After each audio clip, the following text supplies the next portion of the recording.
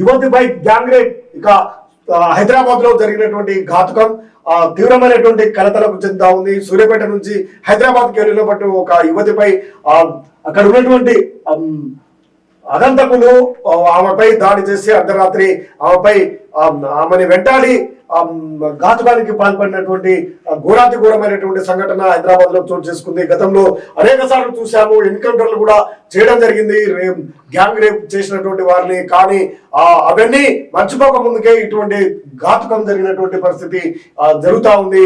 ఇది సమాజానికి ఎంతో కీడును కలిగించేది. సూర్యాపేట నుంచి హైదరాబాద్కు వచ్చినటువంటి యువతి అర్ధరాత్రి అటకాయించినటువంటి అగంతకులు బలవంతంగా స్క్రోప్ గోదాంలోకి తీసుకెళ్లి ఘాతుకం. బండ్లగూడ పిఎస్ పరిధిలో ఘటన. ఇది ఎంతో దురదృష్టకరమైనటువంటి సంఘటన. యువతపై అనేకమైనటువంటి దాడులు జరుగుతూ ఉన్నాయి.